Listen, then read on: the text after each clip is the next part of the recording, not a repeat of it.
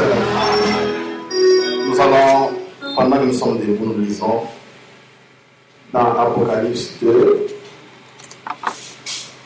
à partir du 18e verset, écrit un ange de l'église de Thyatire. Voici ce que dit le Fils de Dieu, celui qui a les yeux comme une flamme de feu, et dont les pieds sont semblables à des reins. Je connais tes œuvres, ton amour, ta foi, ton fidèle service, ta constance et tes dernières œuvres plus nombreuses que les premières. Mais ce que j'ai contre toi, c'est que tu laisses la femme Jézabel, qui se dit prophétesse, enseigner et séduire les serviteurs, pour qu'ils se livrent à l'impudicité et qu'ils mangent de viande sacrifiée aux idoles. Je lui ai donné du temps afin qu'elle se repentît, et elle ne veut pas se repentir de son impudicité. Voici, je vais la jeter sur un lit et envoyer une grande tribulation à ceux qui commettent l'adultère avec elle, à moins qu'ils ne se repentent de leurs œuvres. Je ferai mourir de mort ses enfants, et toutes les églises connaîtront que je suis celui qui sonde les reins et les cœurs, et je vous rendrai à chacun selon vos œuvres. Que le Seigneur ajoute ses bénédictions à l'étude de la parole. Vous pouvez vous asseoir. Nous parlons toujours d'un sujet qui s'est avéré très long, le royaume Branham. Mais nous sommes en train de voir d'abord comment l'histoire des royaumes s'est déroulée à travers l'humanité. Et nous avons dit qu'il n'y a que 4 grands royaumes sur la terre qui se sont succédés, reconnus prophétiquement. Nous avons donc parlé du royaume de Babylone, et puis nous avons parlé de Mède-Perse. Nous avons cité aussi le royaume grec, et le dernier royaume, c'est Rome. Rome, c'est le dernier royaume qui a dominé le monde, et à l'époque, Rome dominait presque le monde entier. Il dominait le monde. Et c'est ce royaume-là, Rome, qui voit la venue du royaume, le 5e royaume de Dieu, qui est le royaume éternel. Mais nous avons essayé de résoudre une équation. C'est que Rome, en tant que royaume, sous cette forme-là, n'existe plus. Nous savons tous que Rome a changé de forme. Et nous devions chercher comment repérer cette Rome en notre temps. Comment trouver Rome aujourd'hui. Et c'est ça l'exercice que nous nous sommes confiés. Comment découvrir Rome. Et nous avons vu que Rome ne fait que se métamorphoser tout le temps. Il ne fait que changer. Il vient sous une forme et il continue sous une autre forme. Et c'était difficile de la repérer. Nous avons dit que Rome est venue jusqu'en ces temps de la fin, essayant même de croire le message, essayant de prêcher même la parole, mais c'était le même esprit qui était dans la Rome païenne, 200 000 chevaux. Et nous avons commencé à parler de cette Rome, cette bête qui s'est mariée au cours des âges. C'est pourquoi nous avons lu ce passage de Thyatire, où nous voyons le Seigneur, alors que Jézabel était une histoire ancienne. Jézabel était déjà passée depuis l'Ancien Testament, mais dans l'âge de Thyatire, qui est dans l'âge de la femme qui domine, la femme de d'Apocalypse 17, qui est au-dessus de la bête. Amen. Ce qui montre la domination. C'est la femme Jézabel. Pourquoi on lui donne le nom de Jézabel, cette femme, cette église? C'est parce qu'elle domine. comme dans l'Ancien Testament, Jézabel dominait Akab, son mari. À partir de l'âge de Pergame, cette bête Rome, qui est représentée par le pape, s'est mariée avec une église. Vous comprenez pourquoi on peut dire le pasteur est le mari d'une église. Pape était le conducteur, donc il s'est marié avec ce groupe de croyants-là qui étaient sortis des Écritures, et ces groupes de croyants sont maintenant appelés une prostituée. Pourquoi? Parce qu'elles étaient jusque-là fiancées à Christ, avant Nicée. C'était un peuple bien, mais elles sont tombées comme Ève en Éden, comme lorsqu'Ève était tombée en Éden. Cette femme, ces enfants de Dieu, pour qui Jésus était mort, qui étaient lavés par le sang, qui étaient sanctifiés, qui avaient reçu les arts de l'esprit, ce peuple malheureusement s'est retrouvé dans un piège encore, un autre Éden, qu'on peut appeler le jardin de Nicée, où ils ont rencontré une bête, comme Ève avait aussi rencontré une bête du nom du serpent. Cette nouvelle Ève a rencontré aussi une bête dans le jardin d'Éden, qui est appelée cette fois-ci Nicée, et elle a commis l'adultère spirituel à l'instar de la première Ève qui avait aussi commis l'adultère physiquement. Je crois que vous comprenez le parallélisme. Et cette Ève est sortie, donc elle est devenue prostituée. Une femme qui laisse son mari pour prendre une autre femme, c'est le terme qui lui convient. La prostitution, elle est devenue une prostituée. Voilà Apocalypse 17.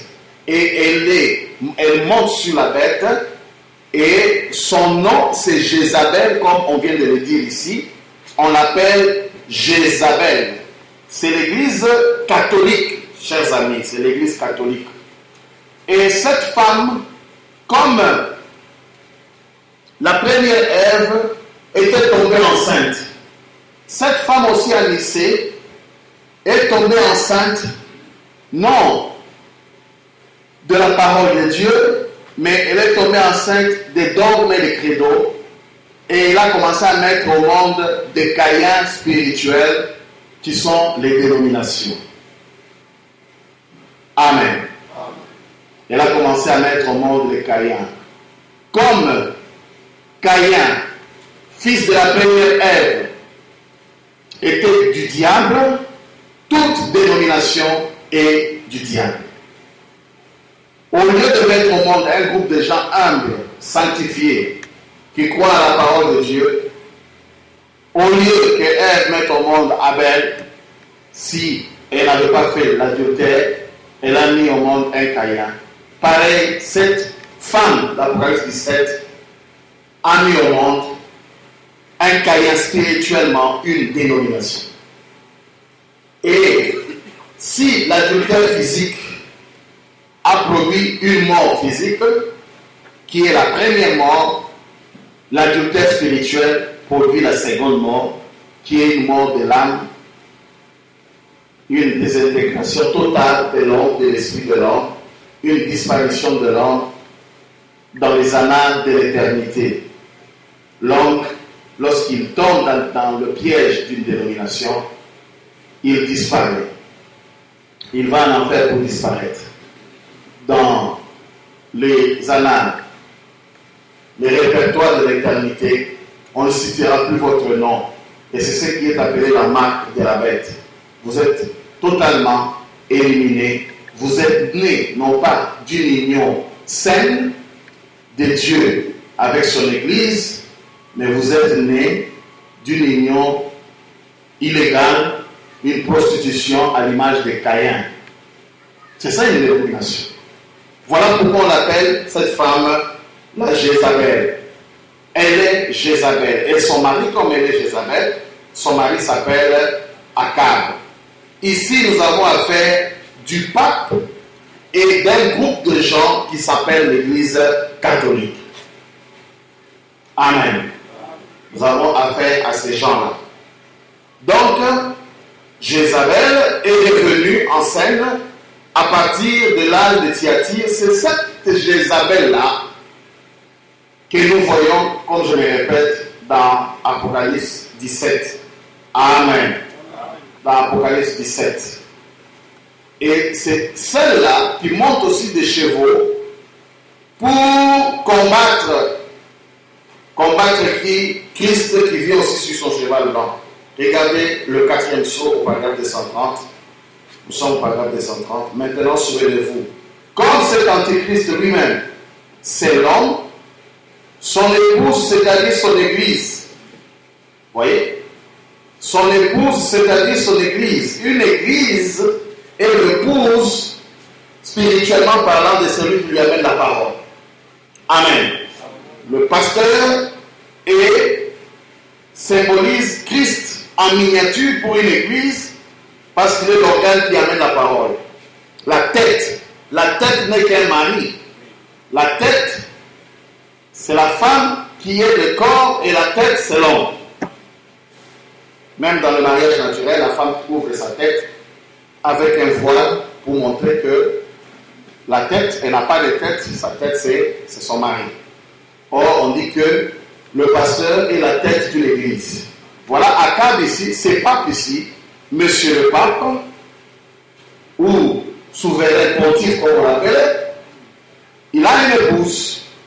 On dit, cet antichrist lui-même, c'est l'homme, son épouse, c'est-à-dire son église. Il lui a été donné du temps, ça c'est important à retenir. À partir de l'âge de Thyatire, jusqu'à la seconde venue de Jésus, on a donné à cette femme du temps, écoutez, pour qu'elle se répande. Et elle ne s'est pas repentie. Dans cet âge de l'église de Thyatire, vous en souvenez? Pouvez-vous? Eh bien, revenons-y un instant. Ça ne nous nuira pas d'y revenir un instant. Revenons-y. Au chapitre 2, un instant, on va juste lire. Au chapitre 2 de Thyatire. Maintenant, regardez bien ça, on va faire vite là. Oh là là, c'est bientôt l'heure de terminer. On n'a pas encore commencé, mais remarquez Thyatire. Bon, ça commence au verset 18 du chapitre 2. Écrit alors, c'est-à-dire au messager de l'église de Thyatire. Voici ce que dit le Fils de Dieu, celui qui a les yeux comme de flammes et dont les pieds sont semblables à des lairins ardents. Je connais tes œuvres, et il continue jusqu'en bas là. C'est que j'ai contre toi, c'est que tu laisses la femme Jézabel. Frère Branham dit, voilà, vous la connaissez dans la Bible. C'était l'épouse d'Akab. Et voici la femme, l'église, Jézabel, l'épouse du faux prophète, qui est soi-disant le véritable prophète de Dieu, le pape. Amen. Amen. Le pape est une église à laquelle on donne le nom Jézabel, qui va mettre au monde, n'oubliez pas ça. Une femme va mettre au monde. Elle n'était pas stérile. Elle devait mettre au monde. Mais son mari n'est pas Christ. Regardez, le pape a un titre qu'on va étudier dimanche, que nous connaissons, Vicarius Filii, qui signifie à la place du Fils de Dieu. Regardez, remplaçant le Fils de Dieu. Le serpent, quand il est allé séduire Ève dans l'Éden, il a pris la place d'Adam. Vous voyez, il a remplacé Adam. Et il a mis sa sémence. Voilà le pape ici, c'est monsieur. Sur moi, l'un des legs le découvre, il vient, il dit, je suis à la place de Jésus. Maintenant, c'est moi qui vous donne ma sémence. Et on lui donne le nom d'Akab. Automatiquement, il devient Akab. L'épouse du faux prophète, qui est soi-disant le véritable prophète de Dieu, le pape, exact, le véritable prophète et son épouse Jézabel. Amen. Oh, Akab était soi-disant un juif véritable, mais c'était un vaurien. Vous le savez. Pourquoi il était vaurien, frère Branham? Parce que sa femme les menait par le bout du nez. Yakam. Frère Branham dit, un homme qui est mené par le bout du nez comme ça, c'est un vaurien. Il dit, nous voyons que Jézabel se sert de son argent pour mener ceci par le bout du nez aussi. Qui se dit prophétesse, vous saisissez? Enseigner et subjuguer mes serviteurs. Vous voyez? Cet enseignement de Jézabel a littéralement sillonné le pays pour que se livrent aux fornications et qu'il mange des biens sacrifiés aux idoles. Je lui ai donné du temps afin qu'elle se repentisse. Vous voyez? Et elle ne veut pas se repentir de son impudicité. Écoutez bien le verset suivant. Comme je lui ai donné du temps, qu'est-ce qui se passe qu'il ne veut pas se repentir? Je vais la jeter sur un lit. Frère Branham dit c'est l'enfer. Amen. Et envoyer des grandes tribulations, écoutez, à ceux qui commettent adultère avec elle. C'est-à-dire qu'ils iront dans la grande tribulation. Mais pas l'église là, à moins qu'ils ne se répandent de leurs œuvres. Maintenant, attention ici. Je ferai mourir de mort ses enfants. C'est prostituer de mort spirituelle. Amen. Le frère Branham dit, regardez, à Thyatire, c'était l'âge sombre, il est sur le cheval noir, le pape. C'est quand il est sur ce cheval noir qu'il se marie. Amen. Il s'est marié à Pergame. Maintenant, il a une femme, Jézabel spirituelle de l'église catholique, n'oubliez pas. Et à l'âge suivant à Thyatire, cette femme devient Jézabel, qui commence à dominer, c'est-à-dire elle monte maintenant sur elle, sur lui, la bête. Amen. Une femme au-dessus de la bête, la domination. Amen. Maintenant, regardez, sur le cheval noir, mes frères Branham dit, on lui donne du temps. C'est-à-dire à partir de Thyatire, Sardes, Philadelphie, Laodicée, on lui a donné du temps de revenir. Et comme elle a refusé, frère Branham dit, elle monte maintenant un cheval qui s'appelle la mort. C'est ça, je la ferai mourir. Amen. Elle monte maintenant un cheval pâle, et ce cheval pâle là, c'est ça la mort dont on parle ici. Je ferai mourir de mort ses enfants. Le croyez-vous? L'Assemblée dit Amen. C'est la parole. Je le ferai mourir de mort. Et s'ils sont mis à mort, ils sont séparés éternellement. Cette mort ici, physique, que les gens craignent, c'est parce qu'ils ne comprennent pas quand Frère Branham dit cette mort physique est une bénédiction pour les élus. C'est même pas une mort. La vraie mort, c'est la mort spirituelle. C'est la seconde mort. Et c'est cette mort-là, c'est pour cette mort-là que la Bible dit Paul en son temps. Il dit lorsqu'il aura soumis toutes choses à ses pieds, et le dernier ennemi qu'il soumettra, c'est la mort. Après quoi, il remettra le royaume à Dieu, celui qui est son Père, afin que Dieu soit tout en tout. C'est la mort spirituelle. Maintenant, ce qui vient de voir les gens craindre la mort physique au lieu de craindre la mort spirituelle. La mort physique, on craint. Dès qu'on est malade, ce sont les médicaments.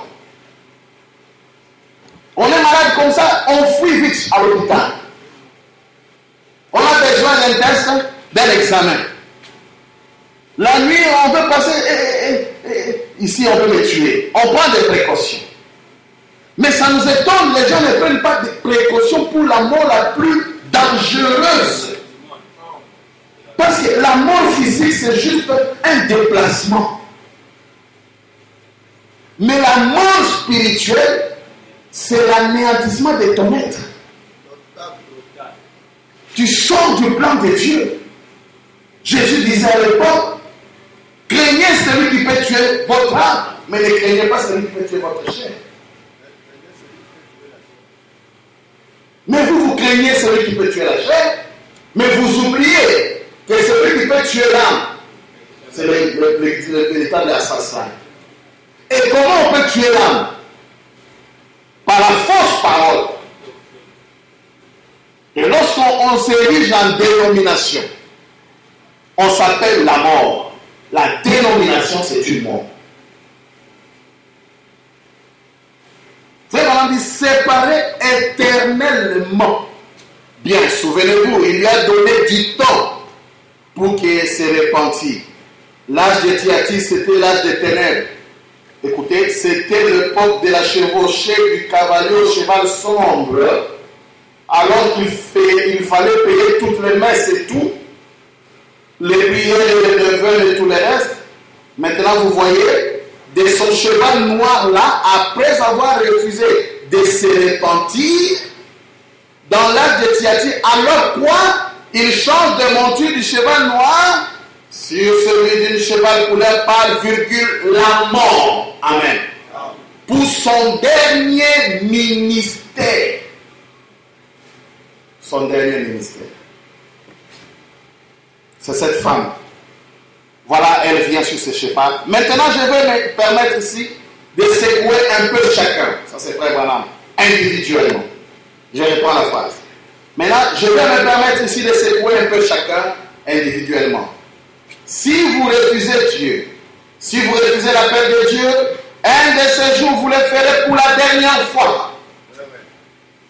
Alors, comme ça s'est passé pour cette église-là, ça sera terminé. Dieu, sa patience, il ne contestera pas toujours avec l'envoyé. Et après avoir refusé cela, et refusé de l'accepter, alors elle a changé. Et elle a un nom, c'est la mort, la séparation. Dieu a dit, je vais même prendre ses enfants. Qui? Le protestant.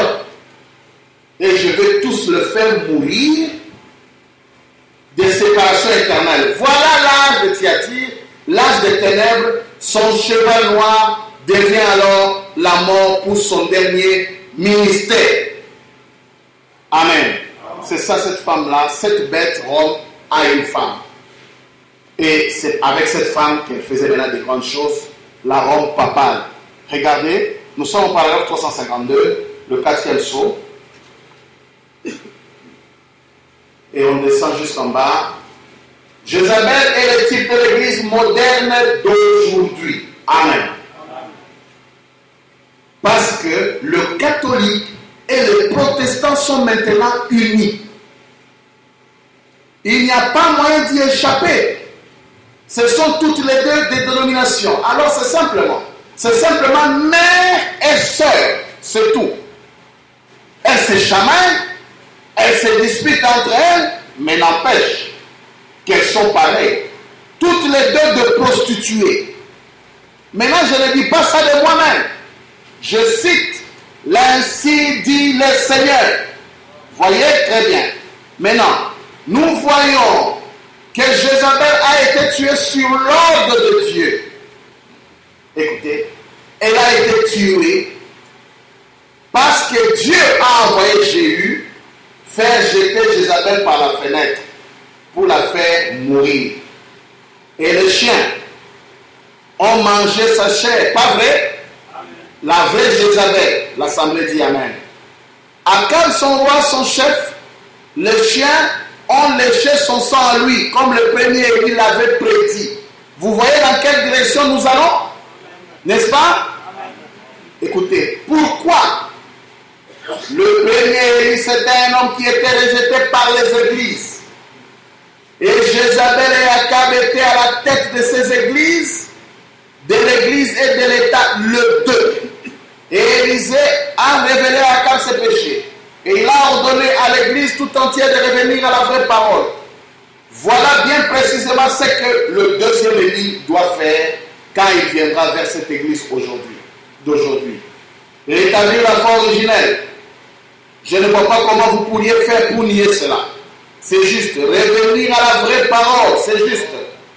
Maintenant, si vous voulez voir leur corps, le corps de qui? De Jézabel et d'Akab. Écoutez, si vous voulez voir leur corps, on dit quoi? Jézabel a été tuée, mangée par le chien. Akab a été tué, aussi on a léché son sang par le chien. Maintenant, frère Branham dit, pour la Jézabel spirituelle et l'Akab spirituelle, où sont leurs cadavres? Si vous voulez voir leur corps, nous lisons.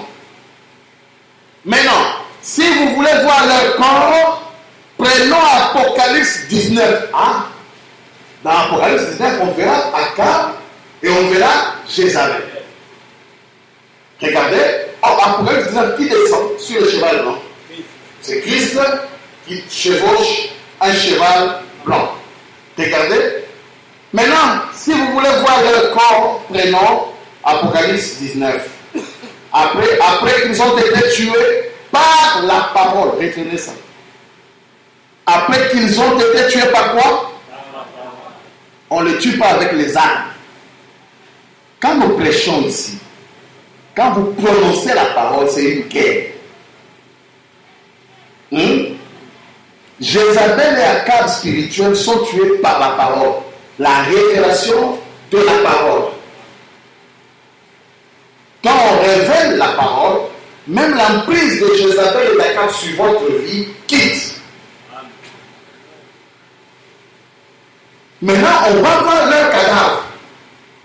Prenons Apocalypse 19. Après qu'ils ont été tués par la parole. Amen. Écoutez. Or, la parole va les tuer. Amen. Oh, non, on va profiter. Ça, c'est vous, mais ils sont morts pour nous. La parole le tue.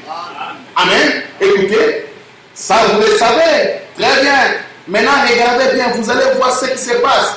À la venue de Christ, dans Apocalypse 19, à partir du verset 17, écoutez, j'ai vu un ange puissant qui s'est tenu dans le soleil. Maintenant, ça c'est juste après que, regardez un peu plus haut, son vêtement était teint de sang. Et il s'appelle Roi des rois et Seigneur des seigneurs.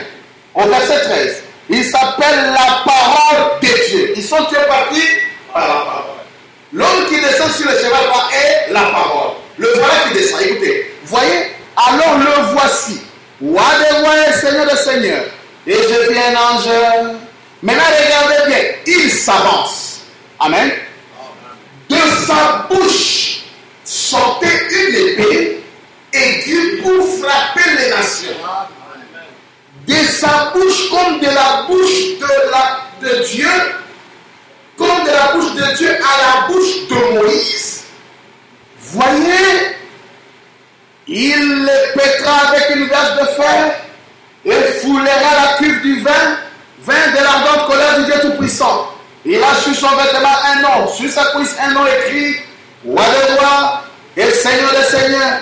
Et je vis un ange. Maintenant écoutez, maintenant regardez bien, maintenant il s'avance pour frapper. Hein?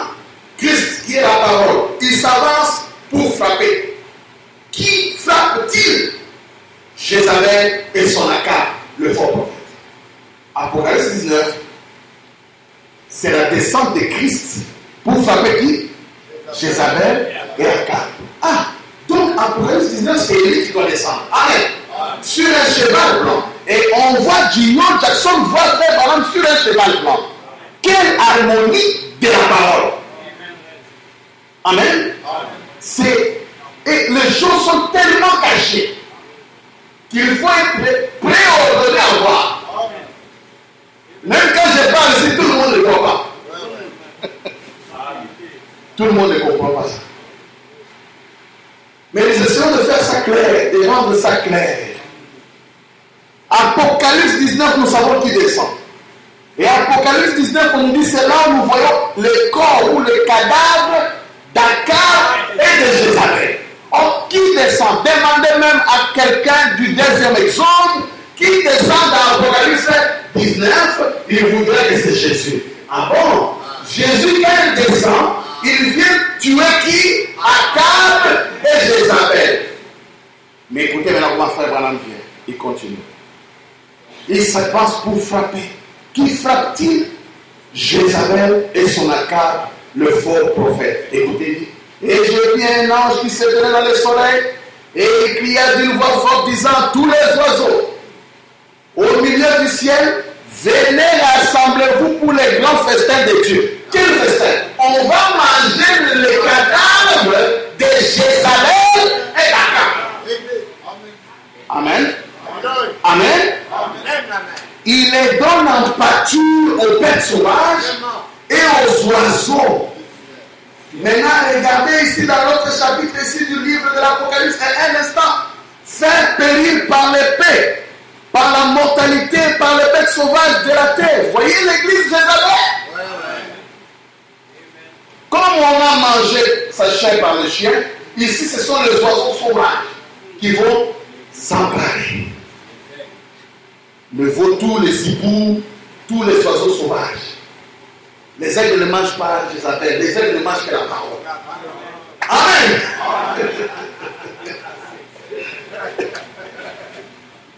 Amen. Et vous voyez que Jézabel apparaît dans le Nouveau Testament.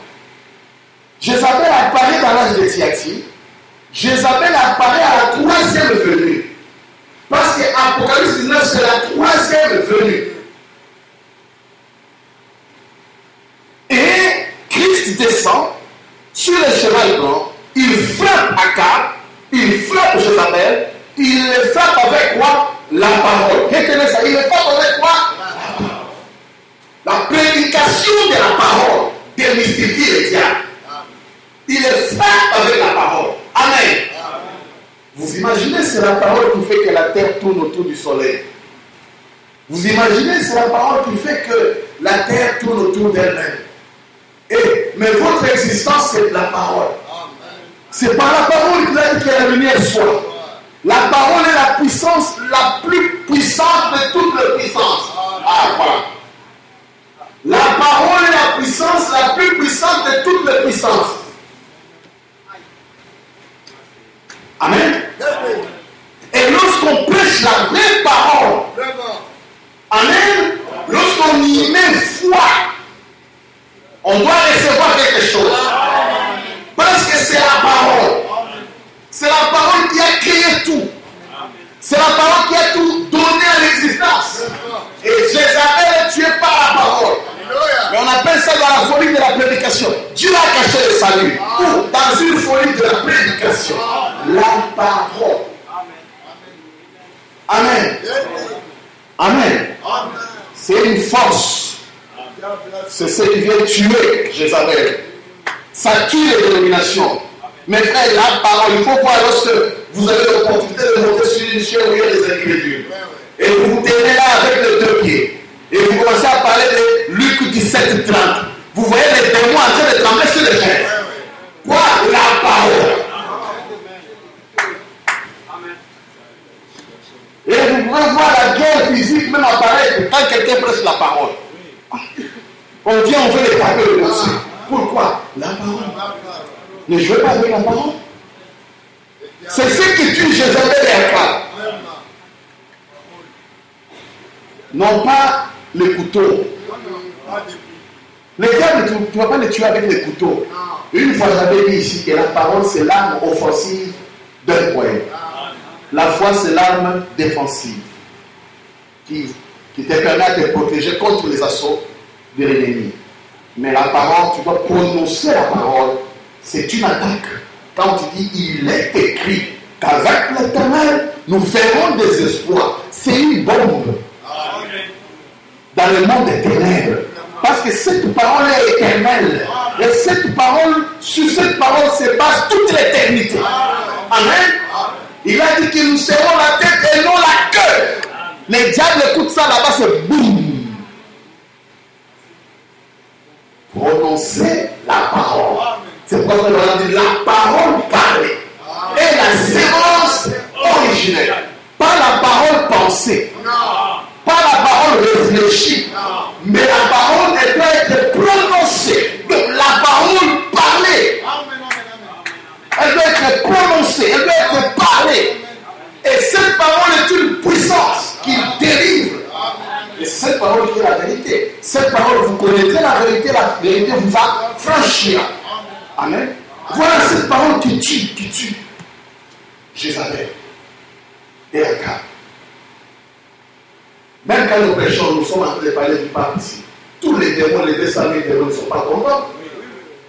Ils sont nombreux. Plus de 200 000. Mais là, on a cité les hommes. Ils ne sont pas contents. Quand on cite le nom Branham, les démons ne sont pas contents. Voyez l'église Jézabel, en fait, son corps. Il dit, ouais.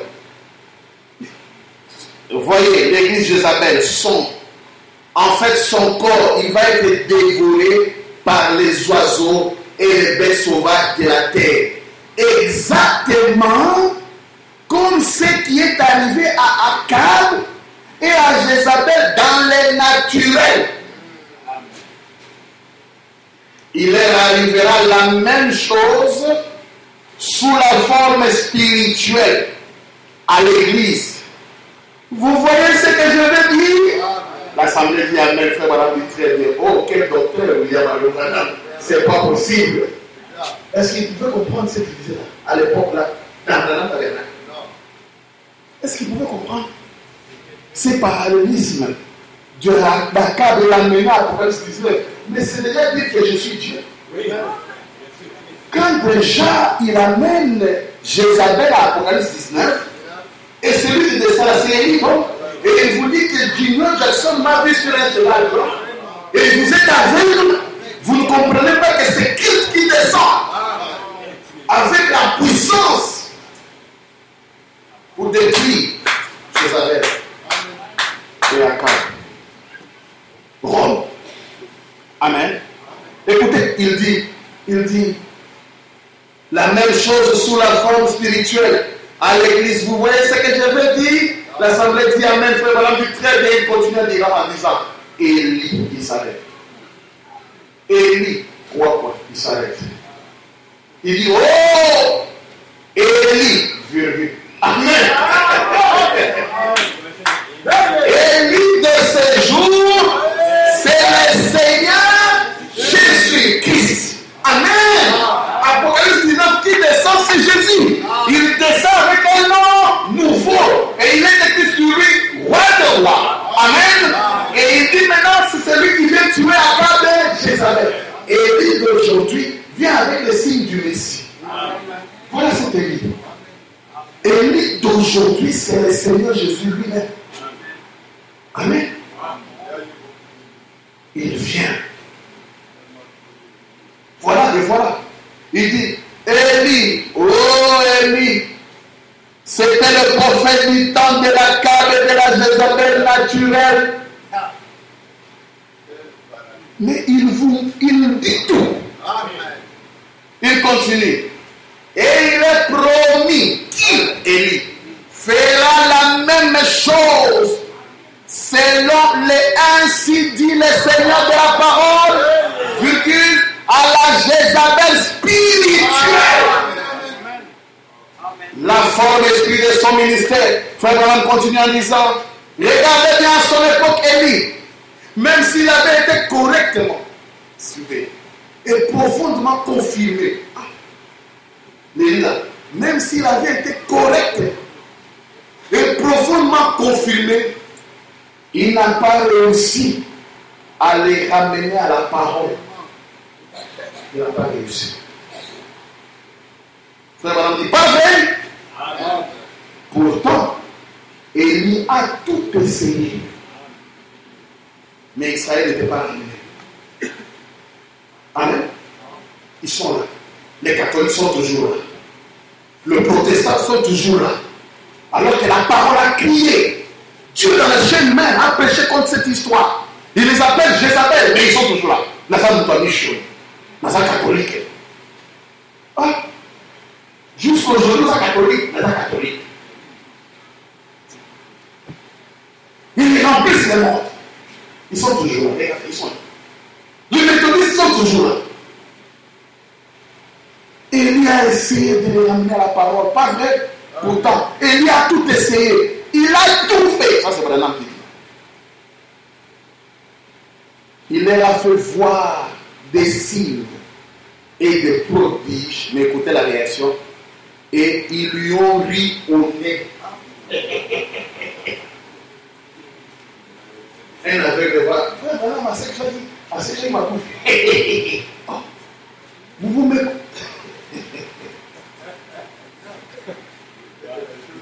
Frère Branham, c'est Élie d'aujourd'hui. Il est venu dans la chair humaine.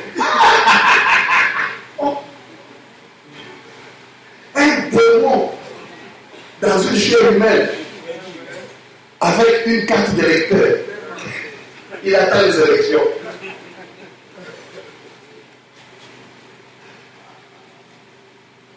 Élie, on s'est moqué de lui. Frère Branham fait ces parallélismes. C'est pour, il voulait nous dire que ça sera la même chose. Vous imaginez, Dieu, l'Éternel, a marché sur la terre. Et la terre continue à vivre comme si de rien n'était. Apocalypse 19 est accompli toute la Bible, mais les gens continuent dans l'aveuglement. Ils attendent encore Jésus sur tous ceux qui disent qu'ils croient le message. Ils attendent encore. Ils attendent quoi?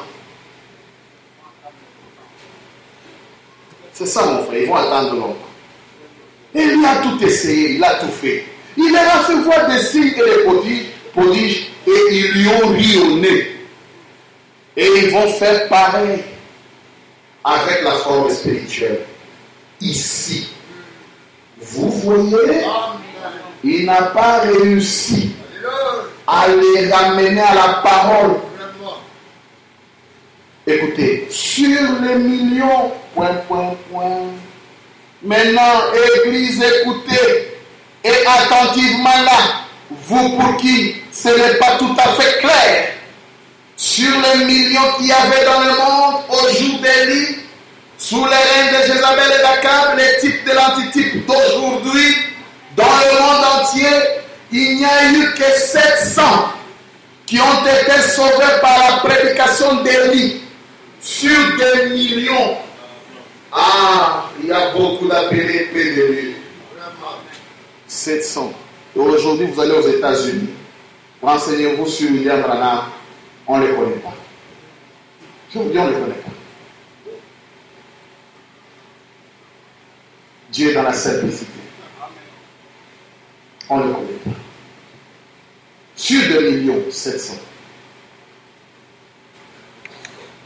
Frère Branham dit pas vrai. Frère Branham dit c'est exactement ça. Une minorité. Ceux qui croient les messages sont encore une minorité. Ils ne sont pas nombreux. Maintenant, vous venez dans le message. Quand on va atterrir, même après la convention, on va toucher ça, vous allez voir. Dans le monde entier, on est peu. Mais dans le message même, il y a encore des sections. Ceux qui ont accepté, ils ont commencé seulement l'exode, mais ils ne sont pas arrivés à la terre promise. La parole faite chair, c'est vraiment une goutte, même pas une goutte, c'est beaucoup, dans l'océan. Le royaume. Mais c'est ce royaume qui doit devenir une grande montagne. Et cela deviendrait une grande montagne en dormant. C'est ça. En ne soutenant pas financièrement l'œuvre. C'est ça. Ça deviendrait une grande montagne en négligeant la parole.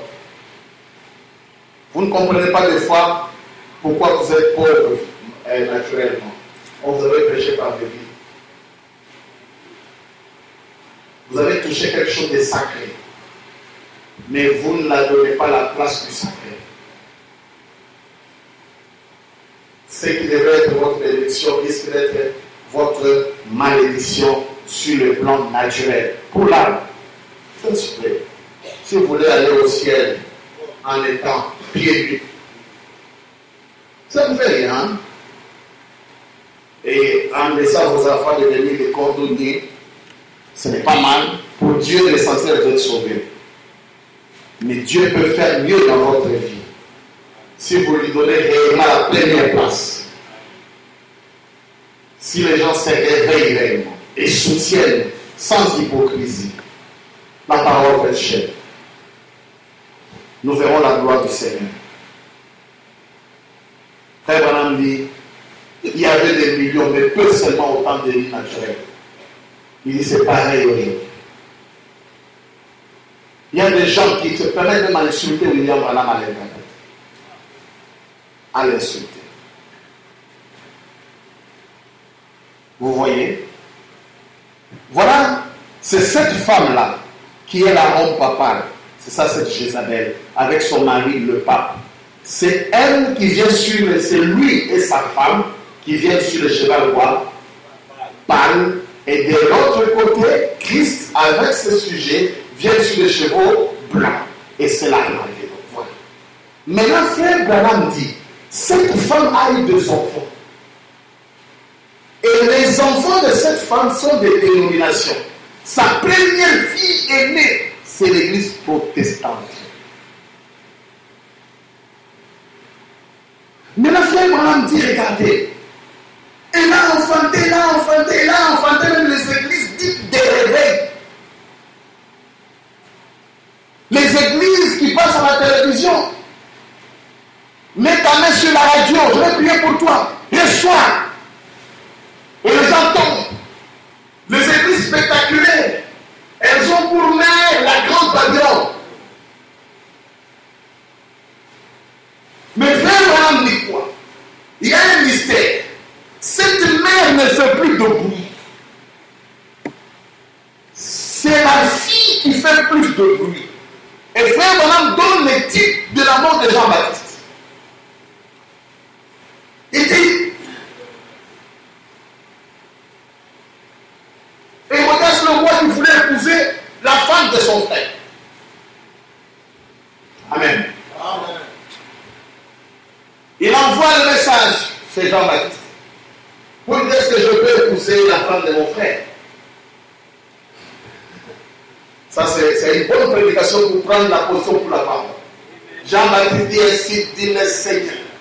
Même si tu es roi, tu n'as pas droit. La femme là, qui a vu le million lui échapper, les dupes partir, parce que si elle devient la femme du roi, ce sont des dupes, ce sont des gardes du corps, sa famille, sa mère allait être bénie. Hein? La femme tient.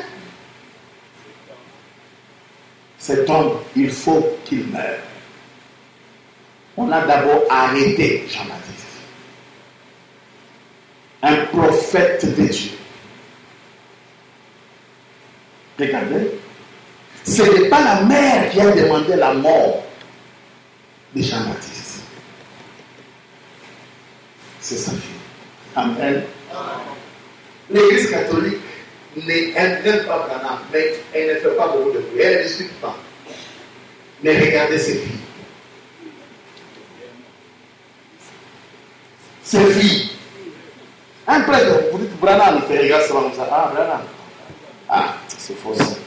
Et puis vous n'allez même pas discuter, vous n'allez même pas faire le détail pas. Mais va au archibishop. Hein? La mère est restée calme. L'anniversaire de sa fille est venu. La mère agit par la fille. La fille monte.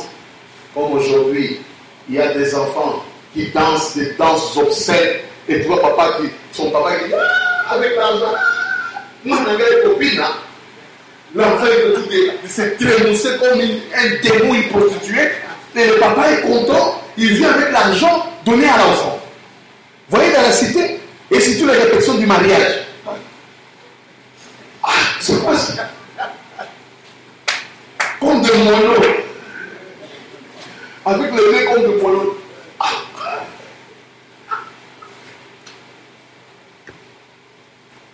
Au lieu de mettre le chant de Dieu, elle met le chant du diable. Alors cette femme est sortie, cette fille est sortie. Elle s'est mise à se trémousser. Son père dit non, ma fille, non. Vraiment, une vraie les danseuses là, des musiciens que vous connaissez. Elle a fait des scènes, des gestes bizarres de danse que vous connaissez devant son père. Le père dit ça, c'est vraiment ma fille sait danser. Ma fille sait danser. Elle m'a réjoui. Il buvait là. Il dit, mais non, ma fille, tu me demandes tout ce que tu vas me demander. Moi, ton père, je te le donne. Vous voyez ça? Et pendant qu'elle était là, la fille était partie en train de réfléchir, qu'est-ce que je vais demander? C'est la maman qui vient. Celle qui est plus calme. Elle n'a pas dansé. Est-ce que vous voyez l'église catholique faire trop de campagnes, beaucoup de... Est-ce que vous avez déjà vu campagne de l'église catholique? C'est rare, hein? Donc, dans l'église catholique, L'église catholique, c'est pas ça. C'est la mère. La mère, elle est calme. Dans le calme. La maturité maternelle. Tu ne verras pas ces choses-là à l'église catholique. Hein? Si vous allez dans l'église catholique, c'est le calme. Comme on dit, papa, vous verrez, calme. Mais allez seulement dans l'église de l'éveil, si c'est lequel c'est PV. Ah! Mais vous allez dire, c'est quoi ça? Il danse dans l'église de l'éveil. Il y a des groupes d'orchestre maintenant aujourd'hui, mais si tu n'as pas, on te ferme les yeux, tu penserais que c'est la chambre qui est en train de danser. Voilà. Jésus, Kende, Zonga, Jésus. Et tout le monde dit, mais papa fait des coups.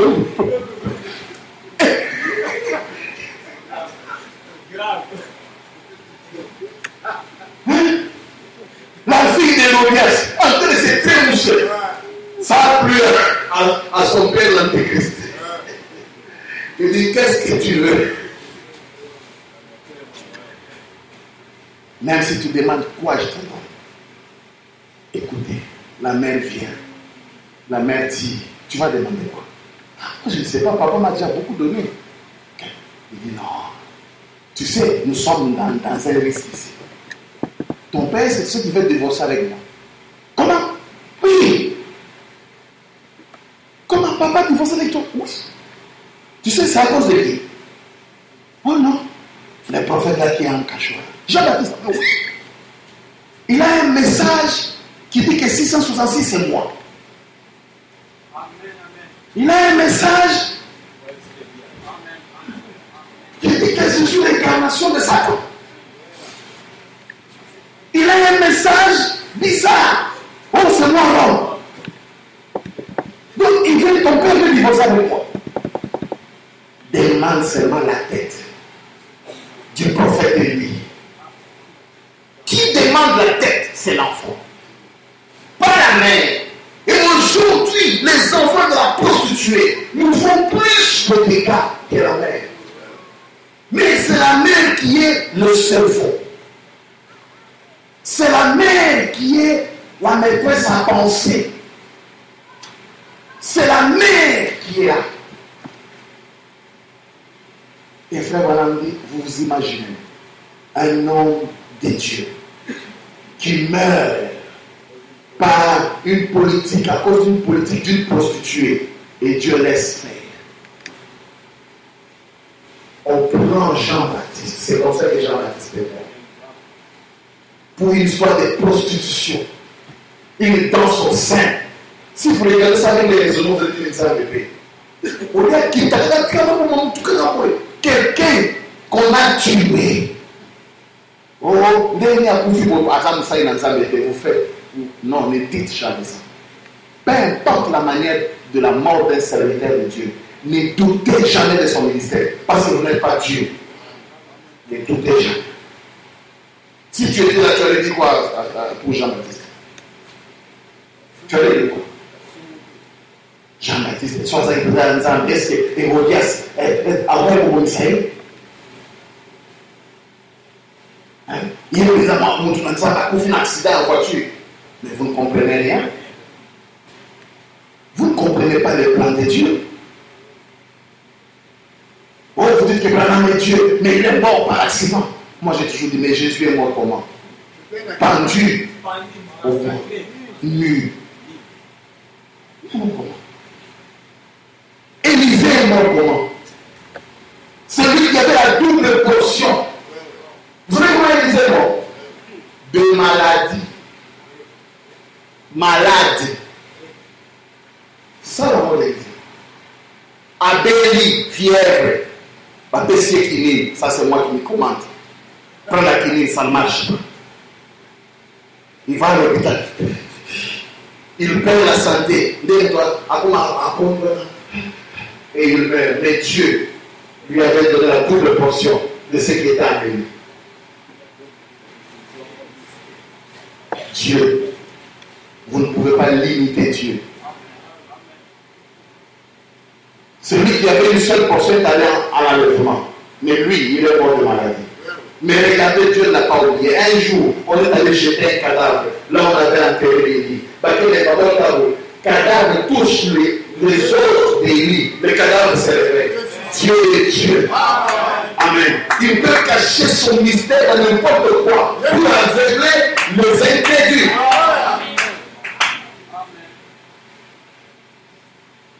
Et c'est comme ça que Jean-Baptiste est mort. On l'a pris là. Non, je dis à ma fille que tout ça qu'elle demandera, la tête. Amenez-moi la tête de Jean-Baptiste. Quelle mort humiliante sur un plateau. Ah, tu sais que tu demandes ma fille, c'est tout. Bon, allez couper sa tête.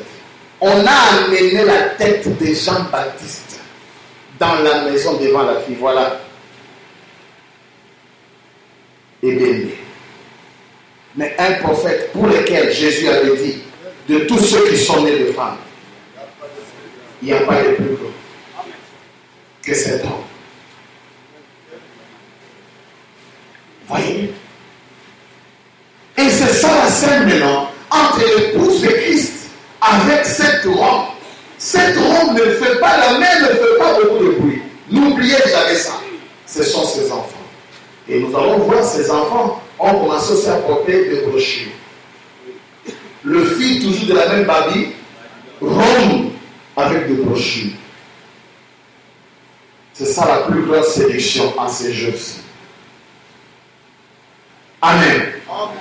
Et c'est ça la Rome, la configuration. Le dimanche, nous allons voir la bête maintenant qui monte de la terre. On va aller vite. Parce que le dimanche, je crois qu'on va mettre un point, mais il y aura toujours culte ici. Je ne peux pas pénaliser ceux qui sont à radical. Ceux qui sont à radical, il y aura toujours culte, mais j'invite ceux qui aiment la communion de nous suivre chez Ben Moutombo pour suivre pendant la semaine la convention. Mais le jour de culte ici, il y aura des services restreints, des cultes. On va s'organiser avec le ministre le mercredi, comment ça sera le vendredi, même le dimanche là, pour que ceux qui n'ont pas le temps ou soit l'occasion d'aller là-bas, on ne doit pas les pénaliser. Ils ont aussi droit à prier dans leur église. N'est-ce pas? Ceux-là, on doit à prier normalement. Mais la convention commence le 19 et sera chaque jour jusqu'à l'autre dimanche là. Moi, le dimanche le 19 là, on sera déjà ici, le 12. Je viendrai d'abord ici avant de descendre la Chebenne, parce que je connais que là-bas, les choses commencent généralement en retard. Alors, je commencerai ici. Si le dimanche, je ne termine pas, là où je veux mettre un point final, alors l'autre dimanche, là même, comme on enregistre et on envoie ça, on va envoyer ça ailleurs. Je viendrai là même prêcher, enseigner, atterrir même pour le groupe restreint qui sera ici, et puis je rejoins le révérend Ben. Donc, pour ce soir, que le Seigneur vous bénisse.